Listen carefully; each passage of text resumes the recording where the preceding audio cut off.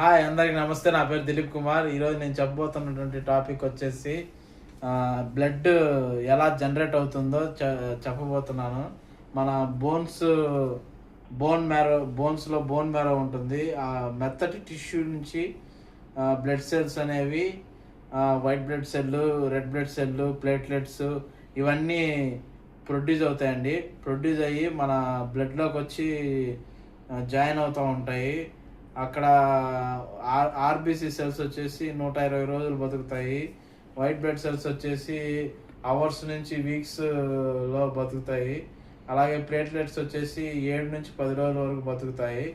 ఇవి రీసైకిల్ అవుతూ ఉంటాయి. రీసైకిల్ అయ్యి మళ్ళా ఫిల్టరేషన్, వీటి యొక్క ఫిల్టరేషన్ ఎక్కడ జరుగుతుందంటే మనము బ్లడ్ రీసైకిల్ జరుగుతూ ఉంటుంది. ఎక్కడ జరుగుతూ ఉంటుంది అంటే కిడ్నీస్ ద్వారా ఫస్ట్ జనరేట్ అయ్యి అక్కడ ఏమన్నా వేస్ట్ ఉంటే, బ్లడ్లో వేస్ట్ ఉంటే మొత్తము క్లీన్ అయిపోతుందండి. రోజుకి 40 సార్లు కిడ్నీలు క్లీన్ చేస్తూ ఉంటాయి. అలాగే నెక్స్ట్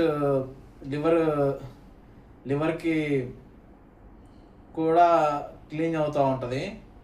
అలాగే ఇప్పుడు మనం ఇన్సులిన్ గురించి మొన్నటిదాకా మాట్లాడుకున్నాము. ఇన్సులిన్ అనేది ఫ్యాట్గా ఉన్న వాళ్ళు ఎందుకు వాళ్ళకి ఇన్సులిన్ అవసరం అవుతుందంటే, ఇన్సులిన్ ఉంటుంది కాకపోతే అది వర్క్ అవటం పనిచేయదు. అది డైరెక్ట్గా ఫ్యాట్గా మారి గ్లైకోజన్గా మారి మన పొట్ట చుట్టూ, బాడీ చుట్టూ మొత్తం స్టోర్ అవుతుంది, ఎక్స్ట్రా స్టోర్ అవుతుంది.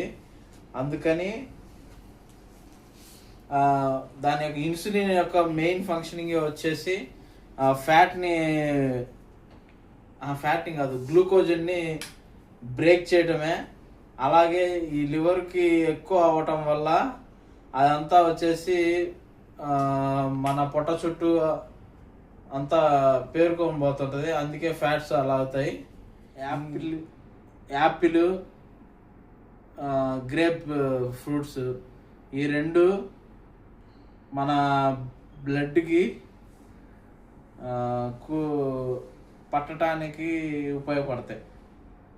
ఓకే అండి, మీరు వీడియోస్ చూస్తున్నారు, సబ్స్క్రైబ్ చేయండి. ఇంకా మేము ఎక్కడ టాపిక్ కావాలో, ఏం టాపిక్ కావాలో కామెంట్ సెక్షన్లో మాకు మెన్షన్ చేసినట్లయితే మేము ఆ టాపిక్ మీద చేయటానికి మేము ప్రయత్నం చేస్తాము. థ్యాంక్ యూ అండి.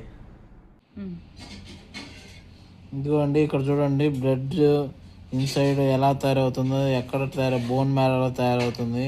అదే power house of blood production. ఇక్కడ రెడ్ బ్లడ్ సెల్స్ వచ్చేసి ఆక్సిజన్ని క్యారీ చేస్తాయి. ఆ రెడ్ బ్లడ్ సెల్స్ వచ్చేసి ఆక్సిజన్ని క్యారీ చేస్తాయి. వైట్ బ్లడ్ సెల్స్ వచ్చేసి ఇన్ఫెక్షన్ని ఫైట్ చేస్తాయి. ప్లేట్లెట్స్ వచ్చేసి క్లాటింగ్ జరుగుతుంది. ఇవి అండి జరిగేవి. బ్లడ్ యొక్క functioning, red blood cells functioning, white blood cells functioning, platelets యొక్క ఫంక్షనింగ్. ఇవి వచ్చేసి దీని యొక్క లైఫ్ టైం కూడా ఉంటుంది. ఇవి వేస్ట్ని, అలాంటి బ్లడ్ని మనము చాలా జాగ్రత్తగా కాపాడుకుంటూ ఉండాలి. బ్లడ్ చాలా విలువైనది. బ్లడ్ని చాలా జాగ్రత్తగా చూసుకోండి. Thank you.